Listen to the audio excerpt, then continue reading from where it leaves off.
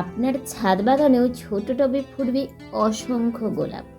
তার জন্য কি করবেন, কিভাবে ছোট টবে ছোট্ট গাছে আপনি প্রচুর পরিমাণে গোলাপ পেতে পারেন, তার সমস্ত পরিচর্যা আমি আপনাদের সামনে তুলে ধরবো আজকের এই ছোট্ট ভিডিওতে। তো বন্ধুরা, ছোট গাছই হবে প্রচুর পরিমাণে গোলাপ এবং গাছটি কিভাবে ঝাঁকড়া করবেন তা দেখে নিন। ছাদ বাগানে ছোট টবেই হবে গোলাপ। হ্যাঁ, আমার এখানে ছাদ বাগানে কিন্তু ছোট টবেই প্রচুর পরিমাণে গোলাপ হচ্ছে, তাও আবার এই বর্ষার সময়। এই বর্ষার সময় আপনি কিন্তু প্রচুর পরিমাণে গোলাপ তৈরি করে নিতে পারেন আপনার ছাদ বাগানে। প্রথমেই যে ডালগুলো লম্বা হয়ে যাবে, অর্থাৎ এলা ডাল, সেই এলা ডালগুলি আপনাকে কেটে দিতে হবে। দেখুন, এই যে এলা ডালগুলো কেটে দিলেই দেখবেন নতুন পাতা গজিয়ে উঠছে। ওই যে ছোট্ট নতুন ডাল, সেগুলো রেখে দেবেন। গোড়াতে দিয়ে দিতে হবে অল্প পরিমাণে ইউরিয়া, ডিএপি এবং পটাশ বা খোল ভেজানো জল। সার প্রয়োগের পরে আপনি অবশ্যই জল দেবেন, তবে মাথায় রাখবেন খোল দেওয়ার পরে জল দেবেন না। এটা আমি এখানে সার দিয়েছি তাই জল দিলাম। এবার যে ডালগুলো শুকনো হয়ে গিয়েছে সেগুলোও কিন্তু কেটে নিতে হবে।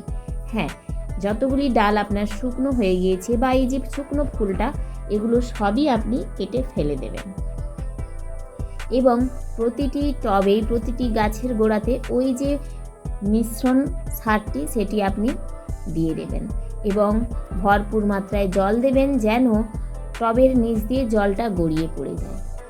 এখানে প্রতিটি গাছেই প্রচুর ফুল হয়েছিল এবং সেই ফুলগুলো শেষ হয়ে যাওয়ার পর এভাবে আমি গাছগুলোকে কেটে দিচ্ছি।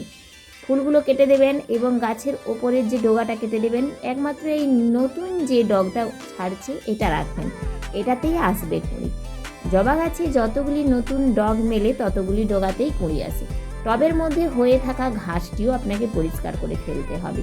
সময়ে সময়ে লক্ষ্য রাখতে হবে টবের মধ্যে যত ঘাস হয়ে থাকবে সেটা আপনি পরিষ্কার করে দেবেন এবং মাটিটা অল্প পরিমাণে খুঁড়ে দেবেন।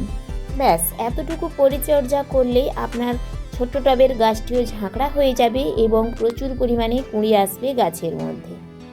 নতুন কুঁড়ি দেখতে পাবেন আপনি গাছে এবং গাছে প্রচুর পরিমাণে ফুল আসবে। গাছে যতগুলো নতুন ডগা ছাড়বে ততগুলো ডগাতেই কিন্তু আসবে নতুন কুঁড়ি।